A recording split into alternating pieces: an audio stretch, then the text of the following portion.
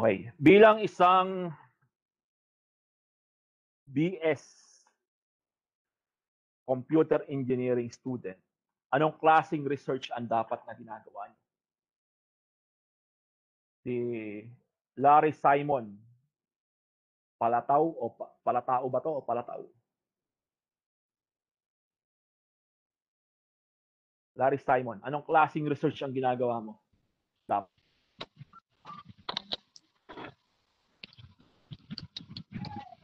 Hello, sir. Larry Simon. Doon sa three basic types of research, anong klaseng research dapat ang ginagawa ng isang computer engineering student? Ano, sir, yung ano po, yung action research po. Action research ba? Ay, Ano? yung ano, sir, ano po pala yung developmental research po. Okay, developmental research dapat ang ginagawa ng isang OE. Ibig sabihin, huwag kayong mag-attempt na gumawa ng isang thesis na sobrang hirap naman. Yung developmental lang ang required sa BS. Ba't nyo kailangan gumawa pa ng mga algorithm? Mga ganong klase. Yung sarili nyong algorithm. Yung action research, magagawa natin yan sa paper. Yung paper na gagawin nyo, dapat yan maging part din ng inyong thesis. Kumbaga, magiging RRL ng inyong thesis, Review of Related Literature. Sa COE, medyo madali-dali pa yan, related yan sa ECE. Ang medyo mahirap ay yung sa electrical engineering. Pero kaya naman. Ang basic research, tinawag siyang basic research. Pero dito, basic yung pinakamahirap eh. Basic research ang pinakamahirap. Sa atin, basic subject sa college. Basic subject, madadali lang yan. Mga Pilipino, English, basic yan eh. Pero sa research, basic research, mahirap to kasi magsisimula ka sa una eh. New knowledge. Novel dapat. Yun ang characteristic ng isang basic research. Novel. Novel. N-O-B-E-L ha. Bago.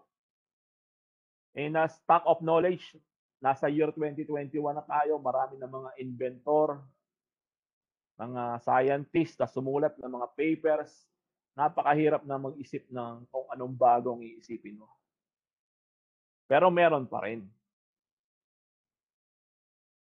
So, yung basic research yan ay naka-reserve para sa doctoral level. Basic research plus action research plus developmental research. Yan ang doctoral level. 3.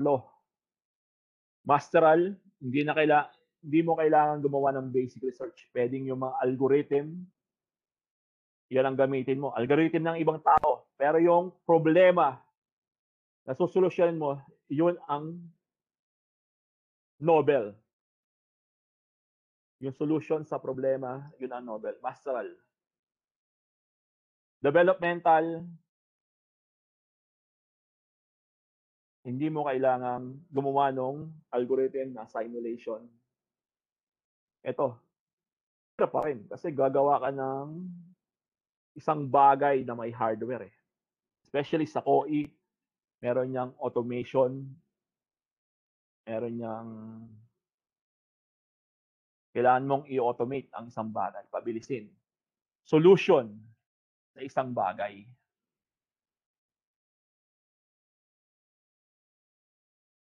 Okay, andun naman yung sige, discuss na nga natin, ano? Punta tayo dito sa PowerPoint presentation.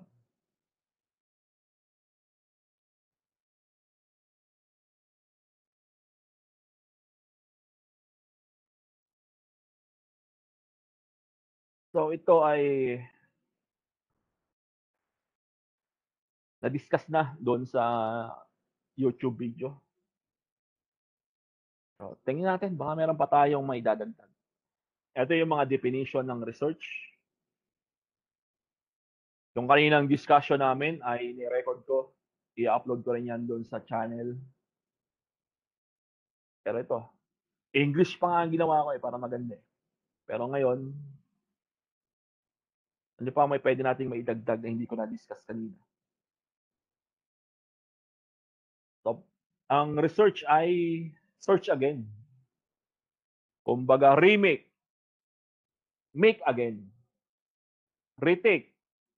Bagsak sa isang subject, i-retake mo, take again. Yung prefix siya na ibig sabihin ay research. Again. Base sa definition ni Celtis, search again. Pinasimple niya na. Pinakasimpleng definition to. Search again. Retool, research, ano pa, reimburse. May mga gano'n. Search again. Bakit? Ba't kailangan mong i-search again yan? Dahil, to take another more careful look. Baka yung sinasabi nito ay hindi naman totoo. Baka yung kanyang pinublish na research, ang result ay focus naman eh. Isa yung sa nature ng research. Yung ginawa ng isang researcher, pwede mong patunayan. At dahil napatunayan na yung ginawa ng isang researcher, marami na nakapagpatunay na totoo yun, pwede ka mag-research pa uli. Ano pang meron dito sa subject na to na pwede kong i-research? Research. Kumbaga, paulit-ulit lang.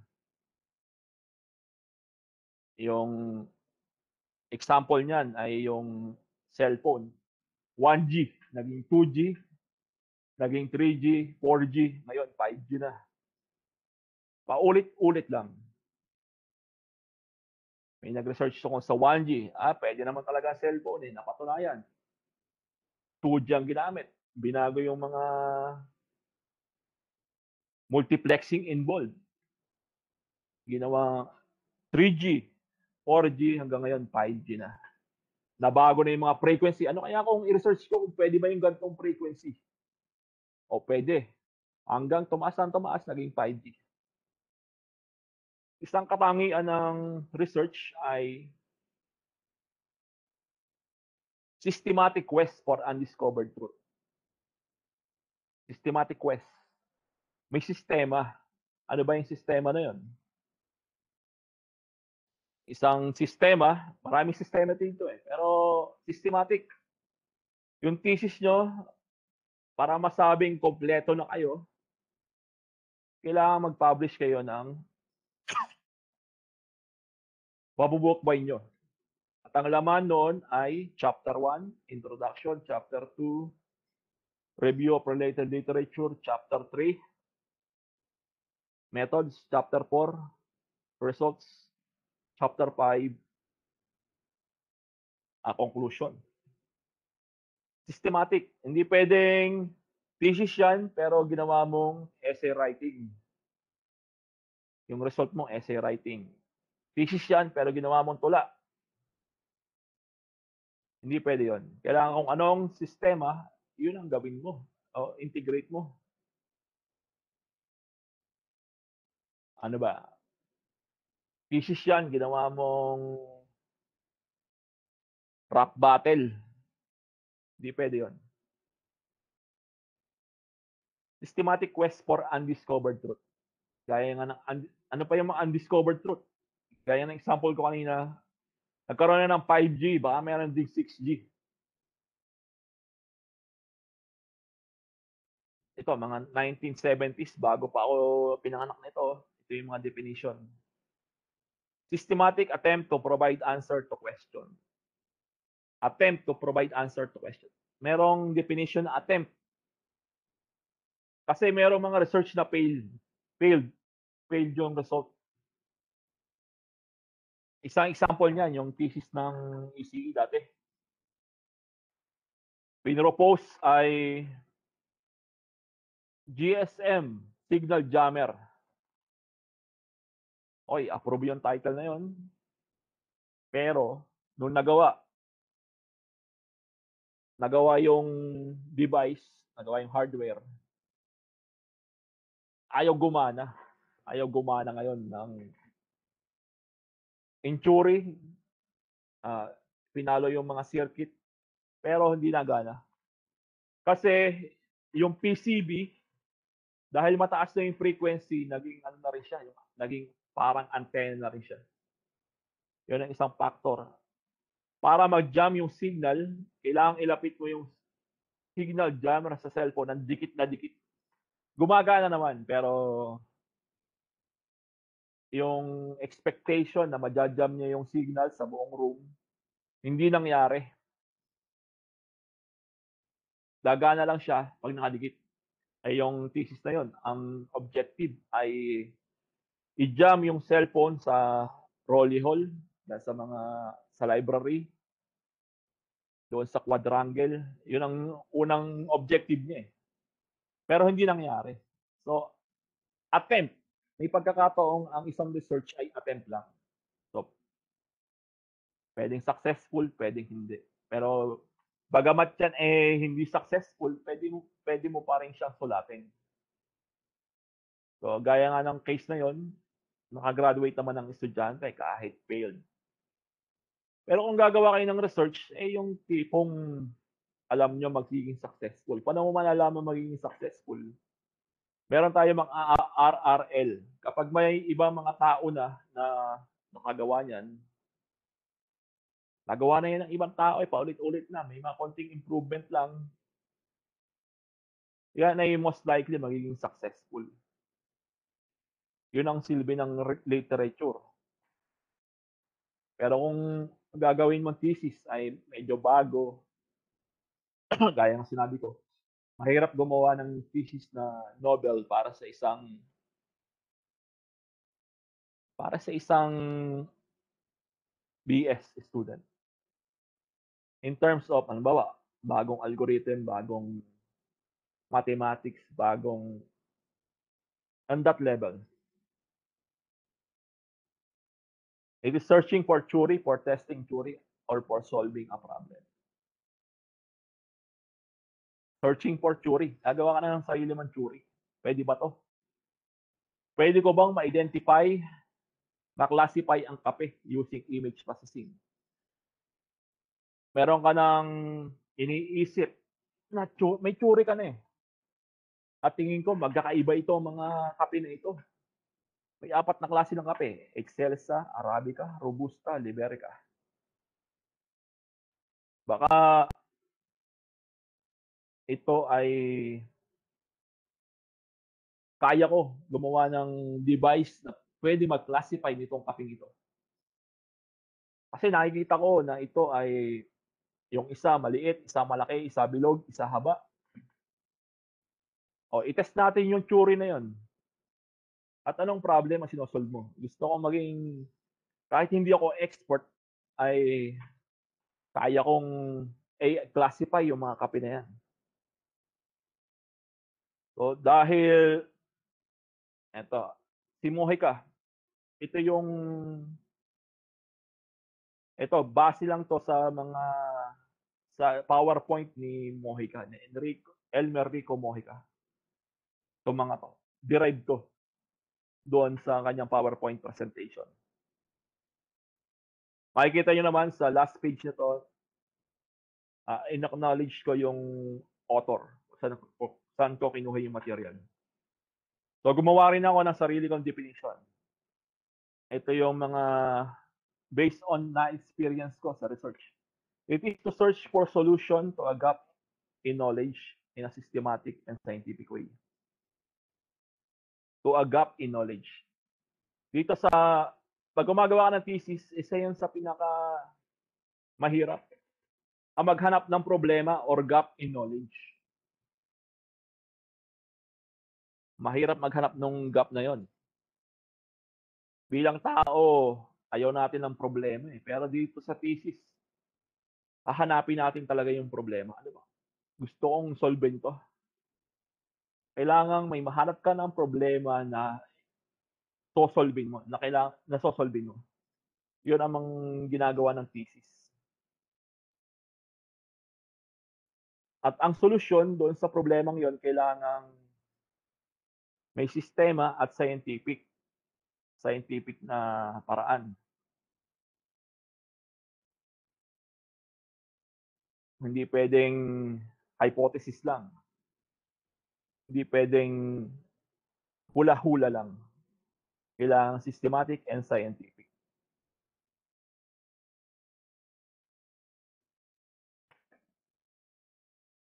Reasons for doing research. Ito yung ideal or expectation. Bakit tayo gumagawa ng research? To build knowledge. To build knowledge. Build means meron na yung ibang knowledge na nagawa, dadagdagan mo, dadagdagan mo, dadagdagan mo, dadagdagan mo, dadagdagan mo. Build knowledge, ganun. Patong-patong lang. To understand various issues. Anong mga issues na na-encounter dito? Anong in my case, yung example ng una, edge detection. Marami ng klase ng edge detection. Pero, kaya ko pa bang gumawa ng isang pang uri ng edge detection algorithm na mas magaling pa doon sa mga nauna? At ano yung mga issues ng mga nauna na gusto kong solvein? Na masosolve nitong aking bagong edge detection. Gagawa tayo ng research tungkol doon. Gumagawa tayo ng research tungkol doon. To provide solutions to various problems. Ito mga naunang edge detection ko, medyo may kahinaan, may weakness. So gagawa ako ng panibago. Gagawa ako ng panibago na magsosolve yung mga weakness na yun. Then, may iba pang researcher na bago na yung findings ko ay makikita niya. May weakness pa rin to. Bagamat mas magaling yung aking edge detection dito sa tatlo, may weakness pa rin siya. Gagawa niya ngayon yung solusyon. Yung weakness na yon. Kaya yun, patong-patong yung research. To seek the truth.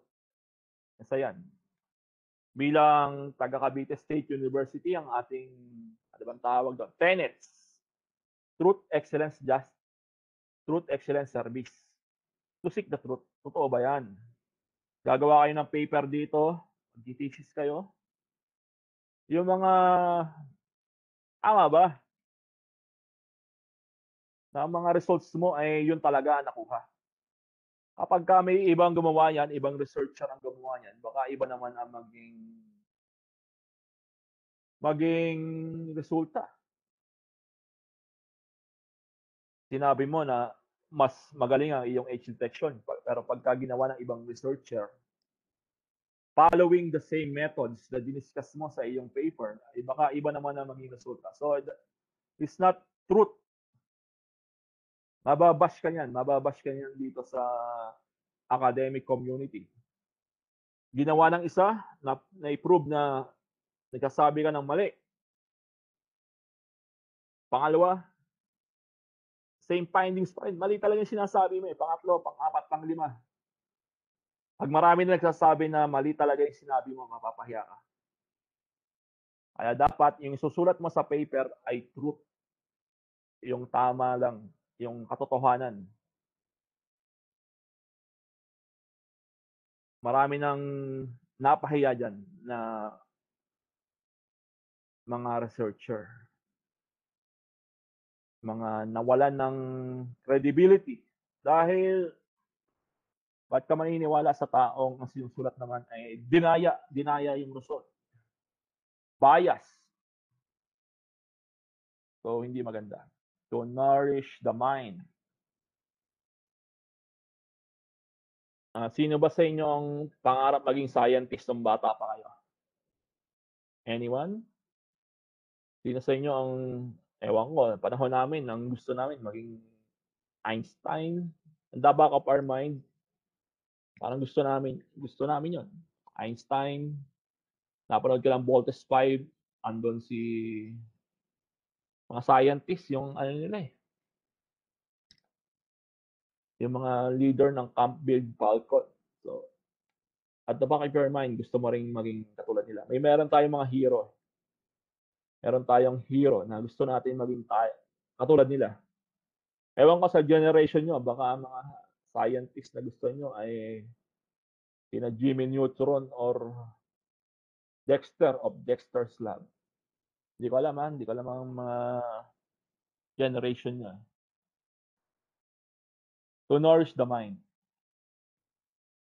Kaya nga sinabi ko, nag-COE kayo dahil meron kayong gustong solving.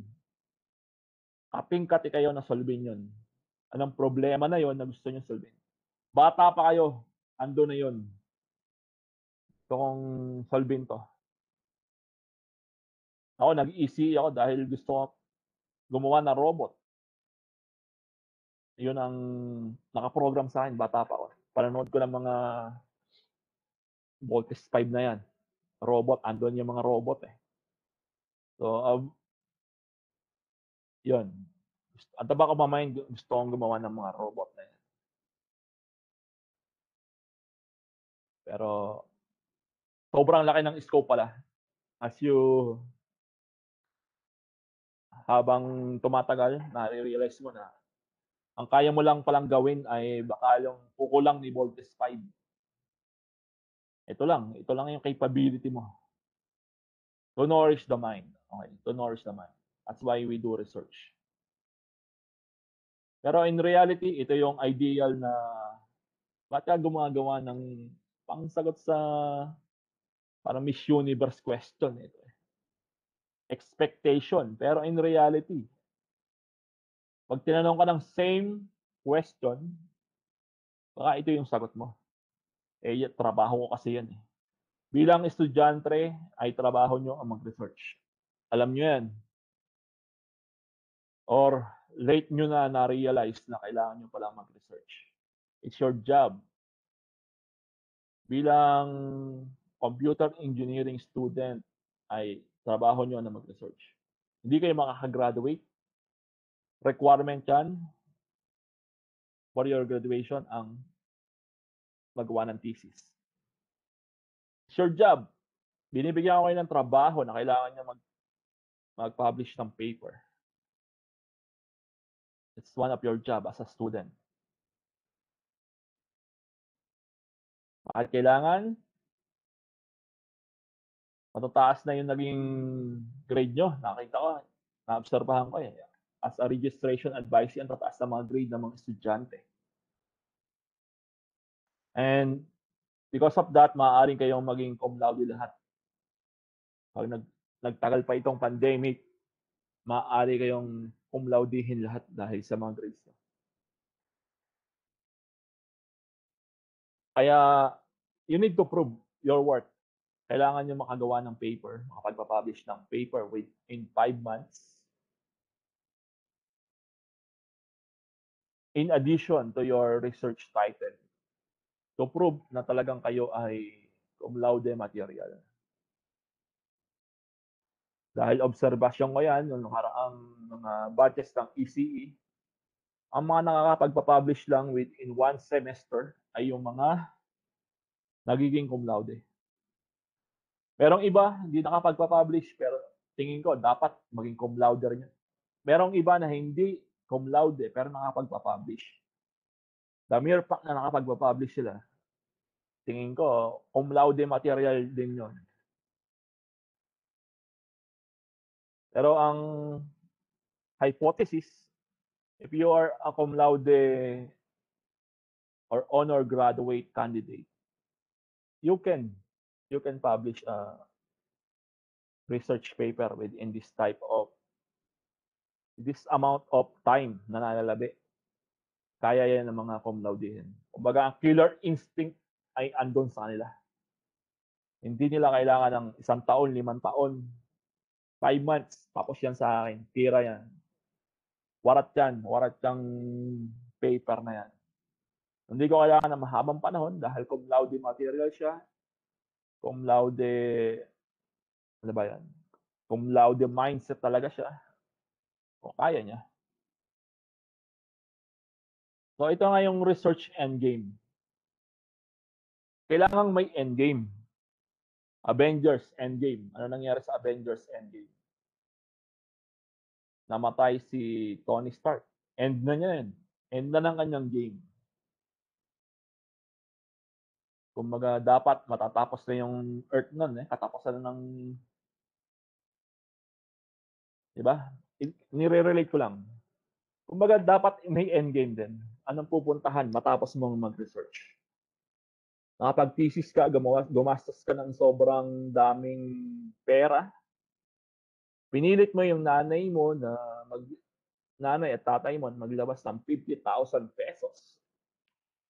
Merong mga ganyang estudyante based on my experience. Dalawa, group, walang maisip na research talaga. Siguro, nagkataon silang dalawa naging magka-partner. Nangyari, dahil wala nga sila maisip, kulang sila sa abilidad or talagang tamad. Kanilang mga research ay nagmahal na nagmahal. Umabot ng 100,000. May mga ganyang klase. Huwag naman sana mangyari sa inyo, ha? Umabot ng 100,000. Tapos, after graduation, ano mangyayari doon sa ginawa nilang prototype? Andun sa ilalim ng ES, doon sa bodega. So, hindi magandang endgame yun. Hindi magandang endgame. Kumbaga, pangit na endgame. Naging requirement lang for graduation. Ang purpose ng research, to build knowledge. Kumbaga, yung nagawa mo, dapat may tutungtong dyan sa ginawa mo. Para gagamitin niyang foundation yung ginawa mo para sila may makapag-research din. Since andun lang, hindi ka nakagawa ng presentation, hindi ka nakagawa ng publication, sayang yung 100,000 na yan. Kumbaga, kung pinang-negosyo mo na yan, baka malago na yan ngayon. So, research endgame presentations. Ito ang requirement sa ibang university, especially in the US. Bago ka makagraduate, kailangan nakapag-present ka. Sa mga conferences, requirement to sa kanila. Sa De La Salle University, ano yan? De La Salle University, Manila, ginagawa nila yan. Presentations and publications sa De La Salle University. Reports, yung mga terminal report, endgame to. Especially sa mga researches na funded ng DOST, PICARD, and PSHRD, kailangan magawa ng report. Publications, dito tayo papasok. Endgame natin sa research paper ay publication. Kailangan makapagpa-publish kayo ng paper na related doon sa inyong gagawing thesis. Yung paper na yon ay magiging related literature sa inyong actual thesis. Sa subject ko lang yun, ha? Pero maaaring dumating ang panahon na after nyo makatapos ng thesis, may isa pang publication. Pero ngayon, hindi pa. So, ginagawa naman natin yon for research culture purposes. Kailangan bago kayo maka-graduate, may na-publish kayong isang research paper. So, bakit kailangan nyo ng research culture? Kasi you are product of CBSU. Anong ilalagay mo sa resume mo pagka-graduate mo? Mas maganda, mas attractive kung marami kang nagawang publication. Pag nakita yan, especially ng DOST, kung mag-apply ka doon, tanggap ka. Yung abang endgame ng after doing the research ay nakakapag-produce sila ng patents. Yung inisip mo, pinaghirapan mo, ay bigyan mo ng protection using patents. Para yung ibang tao na nasa Pilipinas, hindi magaya. Nasa Pilipinas, nasa buong mundo, maka-credit sa'yo yan. Hindi magaya ng ibang tao. Nasa Kim, yung ginagamit yung trabaho o pinaghirapan ng iba, ay kakanyahin nila. May balitang gano'n, di ba? Isang balita niyan ay si istorya ni Nikola Tesla and Edison. Hindi ata si Edison yan. Westinghouse. Inimbento ni Nikola Tesla yung AC power line. Pero ang nakinabang ay si Westinghouse. Namatay na mahirap itong si Tesla. Namatay si Westinghouse, naging bilyonaryo sa pinaghirapan ni Tesla. Kaya isang endgame, after meron ka magandang idea, ipapatent mo. Intellectual property rights protection. Dahil napapatent mo, pwede kang mag-commercialize. Kaya nga may subject tayo na technopreneurship. Yung mga na-inventa mo, ibenta mo. At isa pang endgame kung bakit gumagawa tayo ng research ay isang benefits ay yung travel to other places. Kasi nga, magpe-present ka sa mga convention, nakakapag-travel ka nung panahon na bago mag-pandemic. Yan. Kailangan may endgame tayo. Hindi kayo gagawa ng I show you how to do paper, but kailangan may publish nyo to. Ayoko na tuturuan ko kayo pero wala namang mangyayari. Walang endgame, walang pupuntahan. Parang nagsayang lang tayo ng oras. Pag ako ang teacher, kailangan meron ganyan. Laging merong mapoproduce ka na paper. Lagi yan. Data communication. Yung last time na mga ECE, nakagawa sila ng mga paper. Nakasubmit na, pero hindi pa under review. Pero ngayon sa inyo, iba ang requirement dahil available na yung mga materials, available na yung mga lectures. Kaya nyo nga gawin, kahit nga next week. Pag-aralin nyo ngayon yung mga videos na nandun sa YouTube channel ko. Baka next week makapagsulat na kayo. It's up to you, nasa inyo naman yun eh. Kung iintayin nyo yung panahon na may present ko dito sa klase, baka abutin na tayo ng March or April. Pero kung advanced reading nyo, advanced watching, pag-aralan nyo, gawin nyo kung ano ang naandoon, ay sigurado makasulat kayo ng paper. Hindi naman kailangang masyadong malalim yung paper. Sa simulation lang yan. Hindi kailangang malalim, basta may na-solve kayong problem, pwede na yon. So ito nga, pinag-usapan natin kanina, yung mga nagtanong sa recitation, basic research. Basic research, bagamat basic ang tawag sa kanya, ay hindi ito basic. Kabaligtaran to ng tinatawag na basic. Basic research ay bago eh. Kailangang new knowledge. At sa interpretasyon ng doctoral, ang kalimitan gumagawa ng mga new knowledge na mga research, yung mga doctoral lang. Why is this important? Basic research. Example, formulating a new edge detection algorithm that is better than existing ones. ONES, mga existing. So, yan ang basic. Bakit ko kailangan gumawa ng new detection algorithm? Kung meron na naman, kasi nga, yung mga nauna may mga kahinaan. Kaya gusto kong gumawa ng panibagong detection algorithm na mawawala yung mga kahinaan ng mga naunang algorithm. So yung aking ginawang algorithm, bagamat siya ay medyo mas better than the 3 existing algorithm ng edge detection, maaaring may gumawa pa ng ibang research, mag-research din doon sa ginawang algorithm at makita kung ano ang mga weakness nitong aking nagawang algorithm. So that is basic research. Then comes action research. The main question being answered is, how can I use this?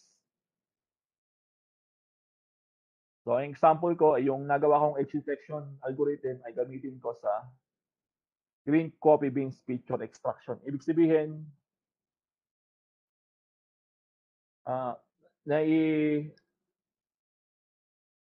yung edge detection, paggawa lang ng edge yun. Ano ba yung edge? Parang linya lang. Kaya ako nasabi kanina na yung pangarap kong mag-develop ng Voltes 5, baka kukulang ang nagawa ko. Kasi nga, yung edge detection algorithm, sobrang liit lang na part ng research kung kukumpara mo sa gigantic na prototype na inimagine mo nung bata ka. So nagamit ko yung new edge detection algorithm ko sa pag-extract ng coffee bean features na color, texture, and morphology. So sa halip na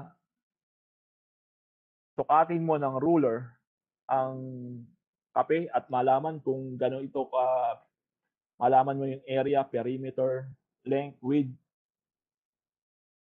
So magitan ng aking nagawang algorithm, naging automated yon. Pag pinicturean mo yung kape, may extract siya automatically kung ano yung length, width, perimeter, area. Kung ano yung color, red, green, blue, texture. So, ganun. Automatic. Mabilis. Pagka-picture mo, ando na. May mga result na. So, development research, ito yung combination. Sa kalimitan, gumagawa ng action research plus developmental research ay yung mga masteral degree. Meron silang application, problem na sosolvin, pero hindi nila kailangang mag-develop ng algorithm. Okay, development research, the application of knowledge and understanding towards the production or improvement of a product, services, process, or method. Example niyan, yung paggamit ko ng newly developed edge detection algorithm sa hardware. In-incorporate ko yung algorithm sa Raspberry Pi microcomputer so that it can extract features of green coffee beans. Yun, gumamit ng Raspberry Pi. Nag-develop ako ng machine or prototype na in-incorporate ko yung aking algorithm at yung aking simulation. So, yun ang pagkakaiba Doctoral basic plus action plus development. Sobrang lawak ng scope. Masteral, pwedeng simulation plus development research. Yung BS, kalimitan, development research yan. Pero sa atin, samahan natin ng action research doon sa paper. Kailangan nating lumevel up na Napakatagal na rin kasi na ang ating mga estudyante ay development research lang. Nagpapagawa pa itong mga estudyante. Mayroong mapagawaan itong thesis na nakakatalog na doon. Meron ng listahan. Ito, nagamit na to sa ibang school. Pwede ko kaya itong magamit sa KABSU. Ulit-ulit lang na gano'n. So, kapag gumawa kayo ng action research, gawa ng paper, may iwasan natin yung mga ganong senaryo.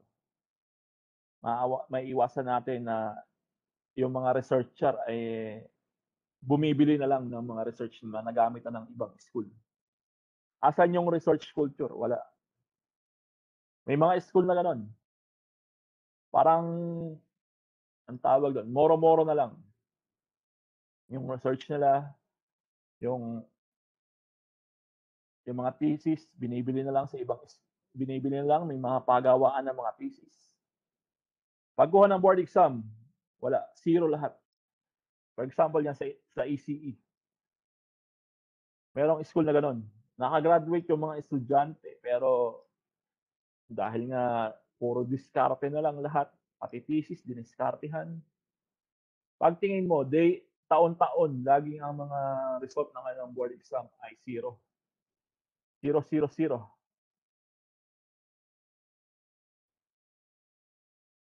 May mga school na gano'n. Pagdating sa ibang branch, gano'n din. Yung itong school sa ganong branch, sa ganong probinsya, sa ganong city, 0, 0, 0.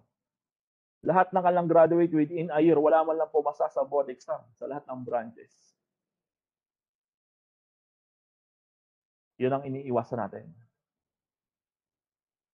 Dapat yung ating research ay legit. May legitimacy. So, dumako tayo sa areas of researches ng Cavite State University.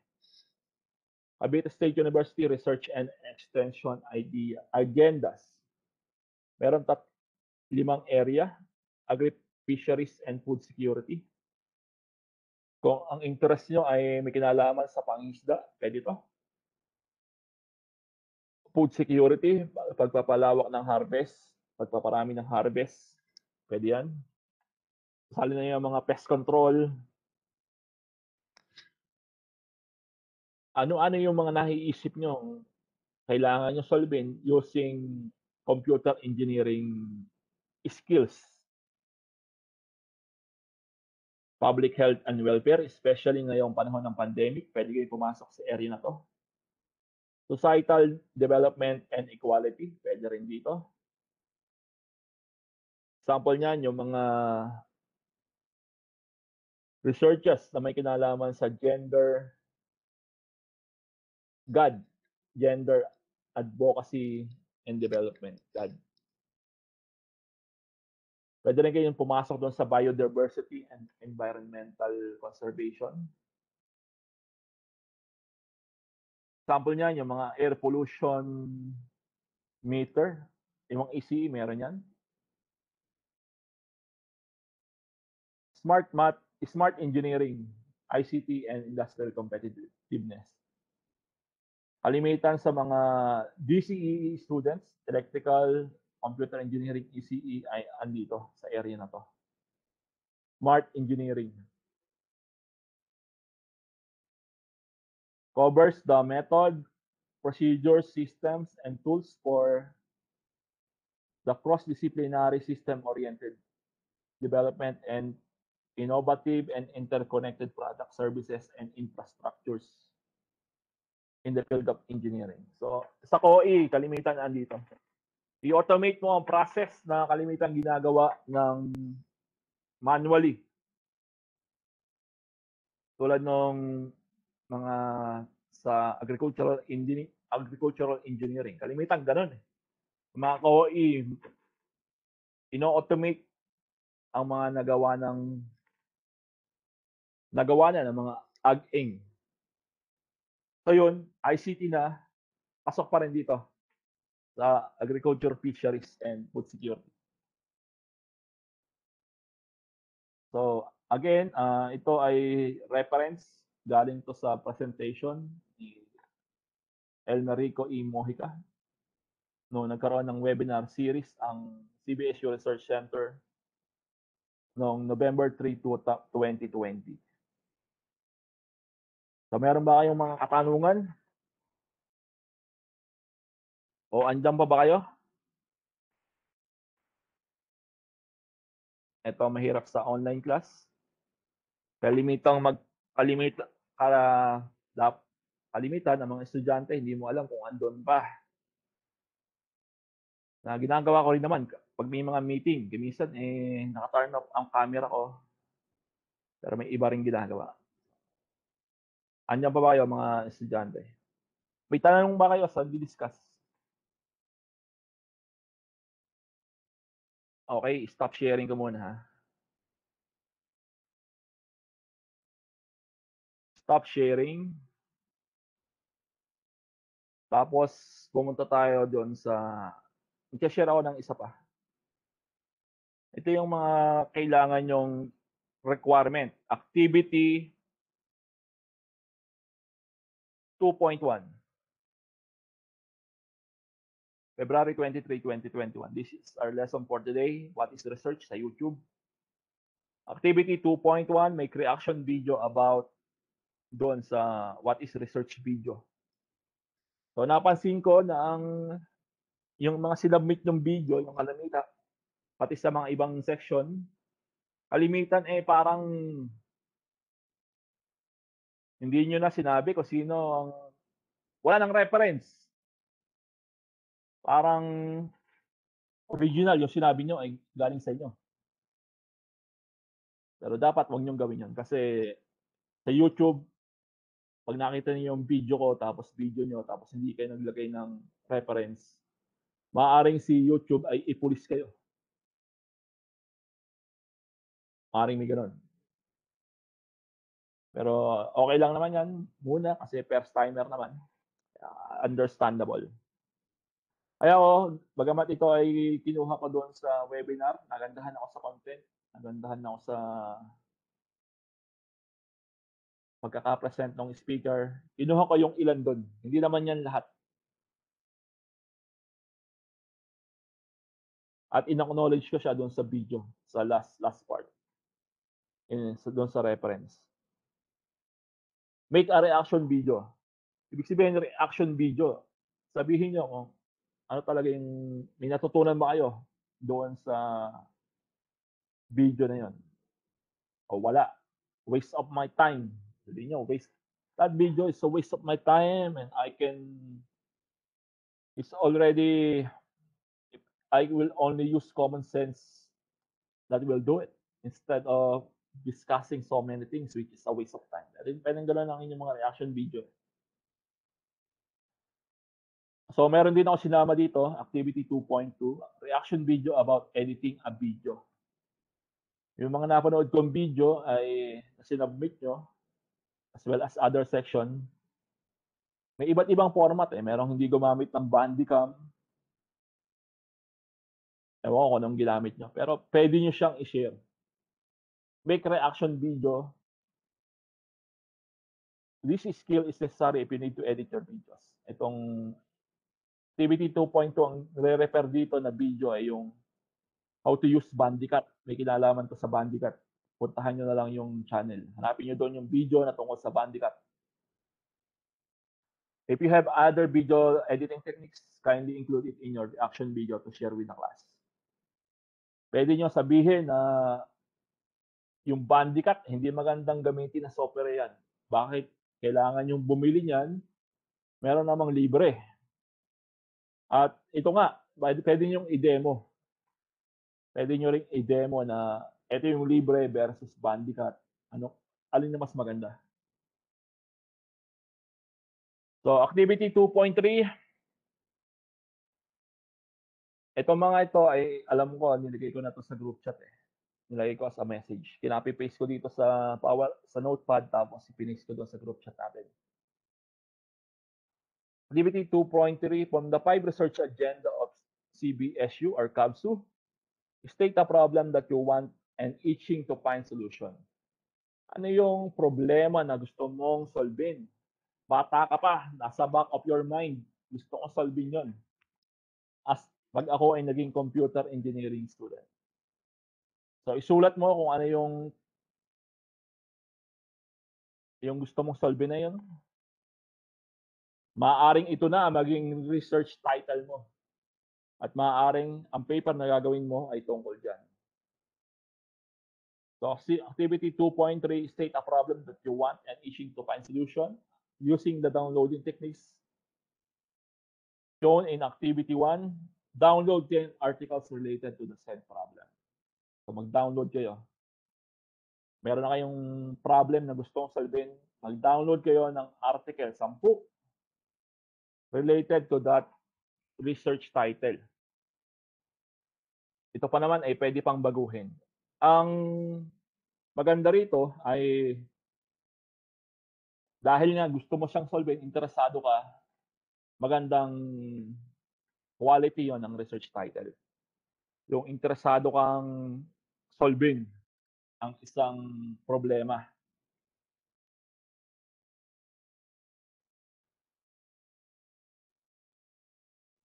Okay, submit to my email address. Itong mapapansin nyo, ito ay ibang email address doon sa nauna kong email address, CBSU email address. Baka kasi mapuno. Kaya ito na lang email address na to ang pagpasahan nyo. Links only for videos in your YouTube channel. So ipapasa nyo sa aking email yung mga links. Dapat yan ay public video. Sa YouTube may tatlong klaseng video, unlisted, private, and public. Yung public, kahit sino makakita. Yung private, ikaw lang makakita. Yung unlisted, ang mga nakakita lang nun ay yung may mga kopya ng links. Pero i-record ko sa inyong dito sa activity, yung inyong video dapat ay nasa public type. For activity 3, folders or links to Google Drive for activity 2.3. Submit folders and links to Google Drive for activity 2.3.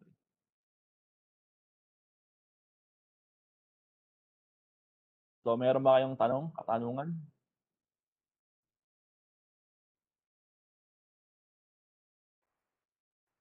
So, inulit ko lang yung discussion nung nandun sa video.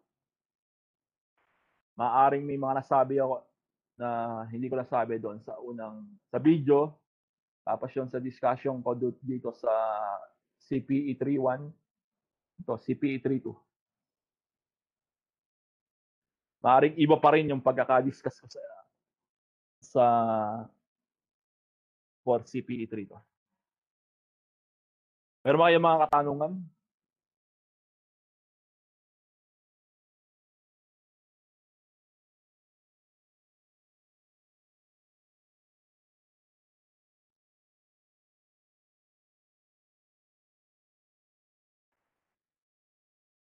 So, pakitanong nyo na. Yung mga EE na hindi kami nagkaroon ng discussion, ang dami lang tanong, sobra. Itong section 1 na CPE, madami ring tanong. Kayo, wala kayong may tanong kahit isa.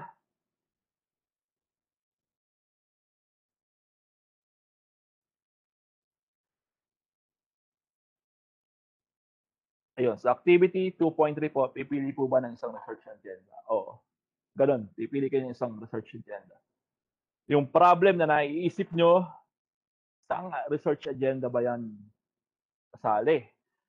Baka naman ang problem na naiisip mo ay tungkol na sa Mars. Malayo na yan sa research agenda ng Cavite State University. Magtatanim ng gulay sa Mars. Bagaman yan ay agri. Parang malayo na yan sa agenda ng Cavite State University. Pang-Earth lang itong Cavite State University.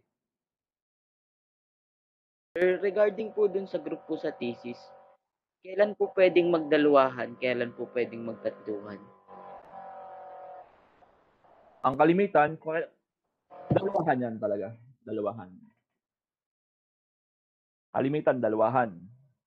Pero kailangan pwedeng magtatlohan. Pag kayo wala talaga masamahan. At saka mahal ang inyong naisip na thesis. Tatlohan yon. Masyadong mahal, malaki yung gastos. Yun lang ang factor kaya naging tatlohan eh. Yung gastos. Ang limit natin ay 25,000 per person. Pero hindi ko recommended na magtatlohan kayo kasi mahirap i-depends yun eh. Mas maigi pang mag-isahan kaysa magtatlohan. Wala kang mga partner. ayaw naman sa inyo nung dalawa dahil tamad ka. Mas mahirap yung tatlohan. Okay, may isa pang so so ang sagot doon, dalawahan talaga. Kailangan pwedeng dalawahan. Dalawahan talaga. Yun ang standard. Kailangan pwedeng magtatlohan kapag ka sobrang mahal ang naisip mong title. So yan, yun ang factor. Tatlohan kapag sobrang mahal. At ayun nga. So, mahirap i-depend yun. Paano kung sabihin ng panel sa kapag tatlohan, pag mahal, mas mahal yung thesis na gagawin mo, mas komplikado yun. Ayaw natin ng komplikadong mga bagay. Mas simple, mas okay. Doon sa 25,000, kung magpapa-sponsor kayo sa CBSU Research Center, 25,000, sapat na yon sa dalawahan.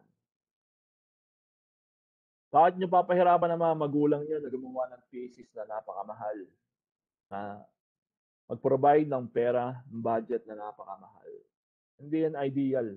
Hindi yan, as much as possible, ay huwag kayong maging burden sa inyong mga magulang.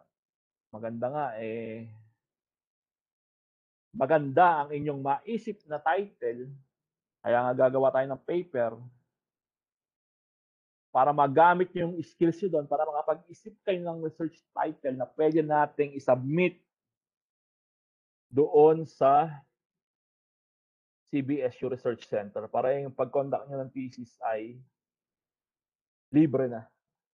May kickback pa kayo.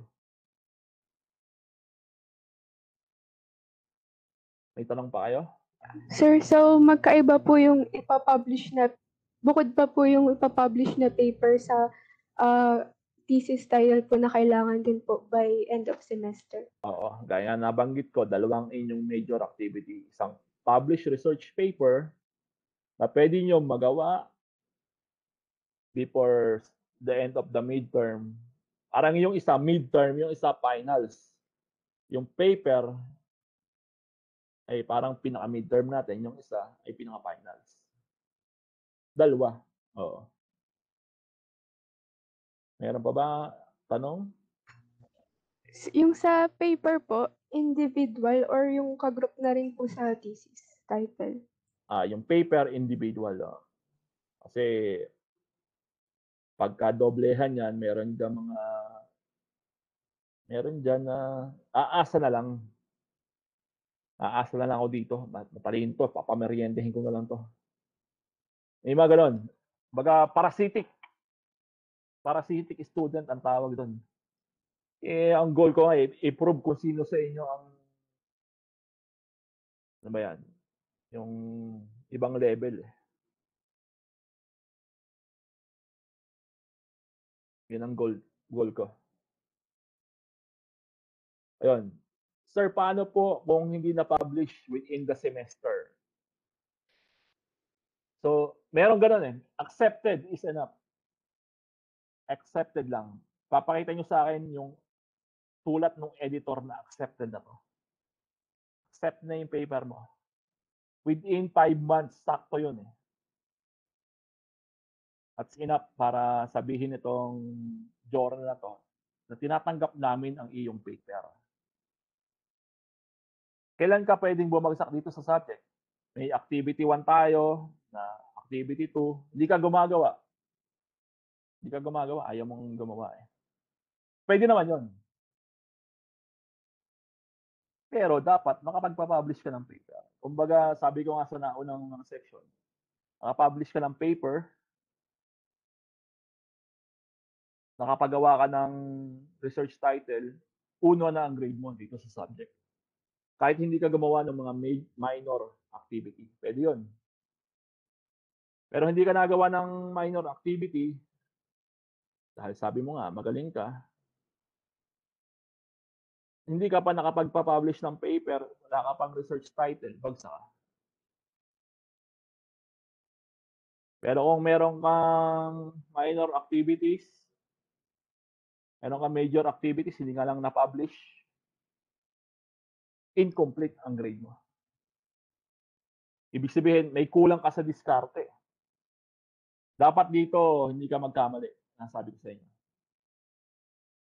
Pag pinasa nyo ang paper nyo sa isang journal na hindi naman, kumbaga, pipiliin nyo rin kung saan journal kayo magpapasa. Meron kasi yung mga journal na i-reject kayo. Kumbaga, babasta din kayo. Pag binasted ka niya, wala na. Kumbaga, incomplete ka na doon. Hindi mo na pwedeng ipasa yon sa iba kasi masisira ng iyong reputasyon. Bawal yon. Kumbaga, hindi yun pinapractice ng mga researcher. Pagka naipasa mo na sa isa, hindi mo na pwedeng ipasa sa iba. Pwedeng ipasa mo sa iba, pero dapat na-reject ka na ng journal na yun. Kumbaga na-busted ka na ng journal na yun, pwede mong ipasa sa iba. Pinasa mo na sabay, bawal ang two-timer dito sa magagawa sa publishing, sa mga researcher. Bawal ang two-timer. Sabay mo ipapasa sa journal na to, sa journal na to, sabay. So, hindi pwede yun. Ito, may mga tanong dito sa group chat. Baka may mga nakaligtaan na akong sagutin.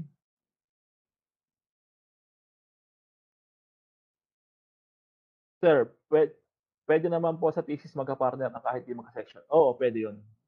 Pwede. Sa thesis, pwede yun. Wala kang makuhang dito, wala kang makuha sa section mo.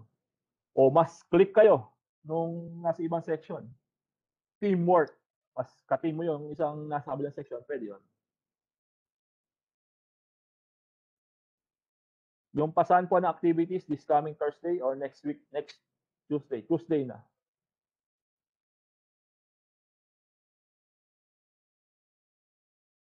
Ayan. May mga tanong pa ba kayo? So talagang pipilter natin kung sino talaga ang magaling sa inyo. Hindi yung feeling magaling lang. Papatunayan natin dito sa subject na to kung sino ang talagang magaling.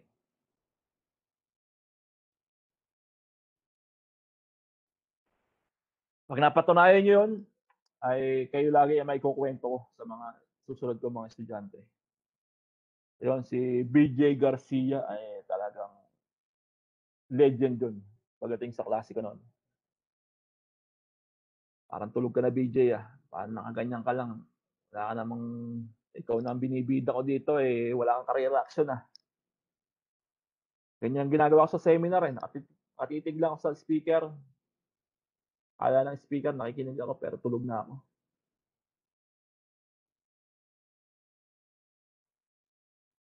Si BJ. Sige. Baka sakaling may kukwento ko to sa masusunod na call.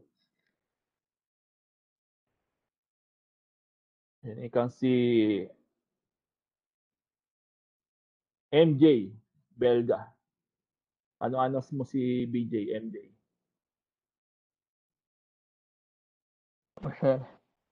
Wala.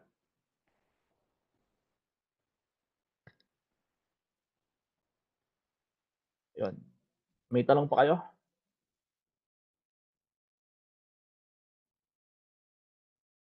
So, Thursday, mukhang walang pasok. May nagbalita lang sa akin walang pasok, pero hindi ko pa natitingnan kung talagang walang pasok. So, ang deadline ay next Tuesday, before tayo magklase. Hapon pa, kaya may advantage din kapag yun ang deadline.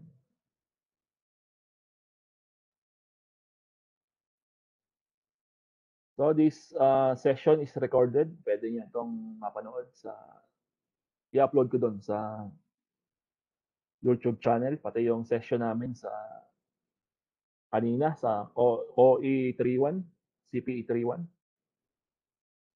Mukhang mas yun, English version yun . English version yung discussion. Ito ay Tagalog version or Filipino version. May tanong pa ba tayo? May tanong pa ba kayo? Meron pa ba kayong klase after this? Nagklase na ba kayo sa ibang subject nyo?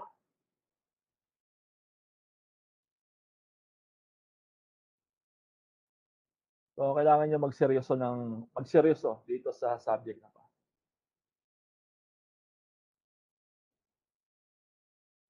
Gaya nga ng sabi ko, yung materials are all available in the channel. Pwede kayong mag-advance study. Kasi time, kailangan yung oras din na mahalaga dito. At hindi rin kayo pwedeng lumakad ng sobrang tulin. Sobra kayong na-excite. Pag-aralan ko na lahat ng mga videos na to. Pero mali ang napasahan yung journal. Wala yun. Yari pa rin kayo doon.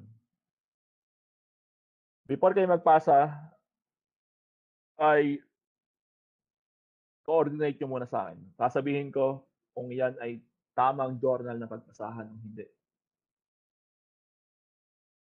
Na-experience na namin yan mga last batch, mga nakaraang batch. Nagpasa kami sa mga journal na Thailand, Malaysia, Vietnam. Ang hirap pala magpa-publish diyan sa mga Philippines. Bagamat ito ay ASEAN Citation Index, mahirap magpa-publish sa mga yan.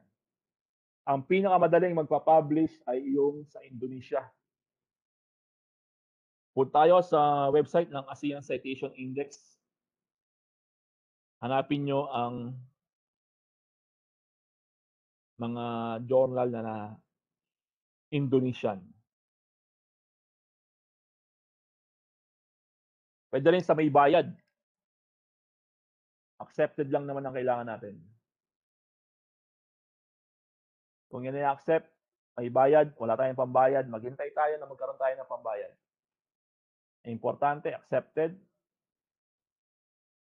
Pag accepted, yan ay pasado na kayo sa subject. Uno na kayo.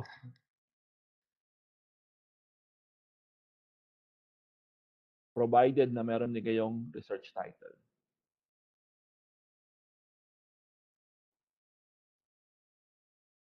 At kayo ay hindi lamang kayo naka-experience nito. Sa De La Salle, ganito na yung norm. Normal na sa kanila to.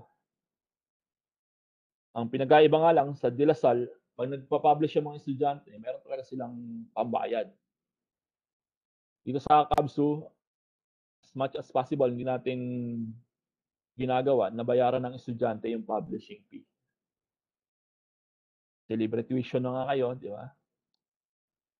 Pero malamang i-provide ng Cavite State University ang publication.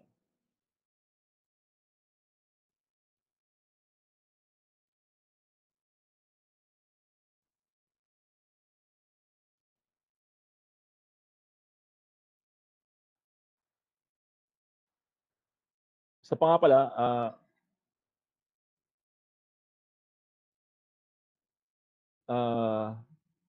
ipo-provide ng Cavite State University yung publication fee doon sa may bayad. At para ma-credit yan, ay kailangan yung isali ako as co-author. Lalagay nyo doon. First author kayo, second author ay ako. Kasi real talk ay ako naman nagturo sa inyo ng mga skills na kailangan nyo. Ako ang nag-guide sa inyo sa gagawin yung paper na yan.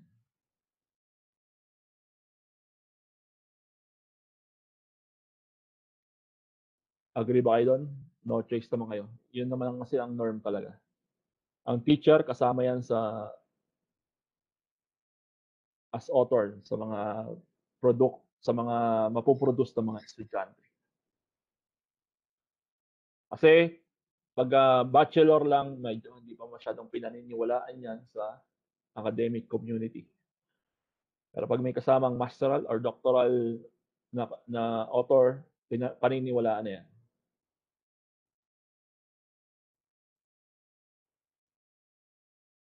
Meron ba bang tanong? Kompleto na ba tayo dito? Sabi nyo, 17 kayo sa subject.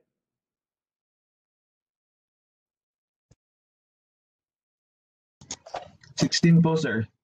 16. Okay. 17. Sakto. Lahat kayo ay present. So, napanood ko na yung video ng iba.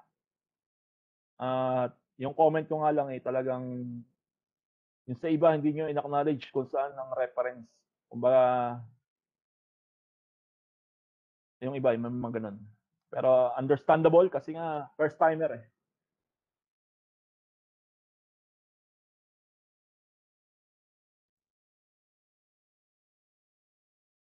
Okay, meron pa kayong tanong?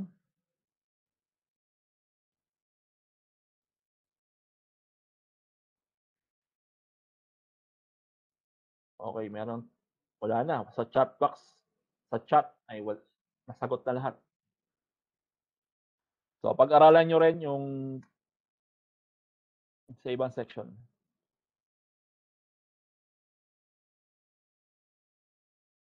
Naobserbahan ko rin ay yung mga estudyante ngayong SEM na to ay nagsasubmit on time. Kasubmit on time. Mamaya, checkan ko na yung mga yan. Yung mga activity 1 nyo para hindi ako matambakan. Makikita nyo doon kung bakit yun ang naging grade. Okay, kung wala na, pwede na alas 4 na rin. 2:30 to 4 ang ating klase. Pwede na tayong mag-dismiss. Okay, dismiss na tayo. Pakita nyo muna pala ang inyong mga mukha. Pipicture ko muna kayo. Attendance. Kaya sinabi ko, pwede kayong umattend ng subject na to, pwede rin hindi. Yung iba kasi, pinagbibigyan ko, nagtatrabaho yung iba. Okay, sige, magtrabaho kayo. Pero yung mga requirement na pinapagawa ko ay gawin nyo. At kalimitan, may drawback din yung hindi pag-attend ng klase. May mga nami-miss out. Kapag aasa ka lang sa classmate mo na magtatanong na lang ako sa classmate ko, ano ba mga sinabi ni sir? Merong mga details na mami-miss out ka. Pag na-miss out mo yon, pala yun na. Medyo sasabit ka dahil doon sa little error na yun. Kumbaga, isang tornilyo lang ay wala. Yun na nagpahamak sa iyo, isang tornilyo na yan. Okay, sige. Picture tayo. Jean Ann Hennessy Gomez.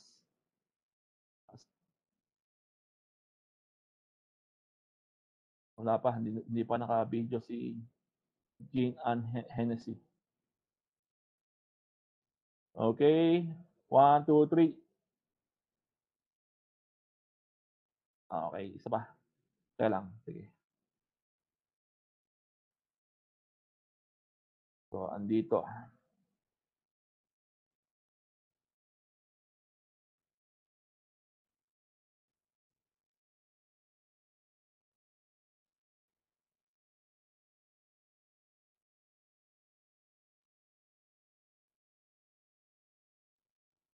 Okay, si Jean Ann.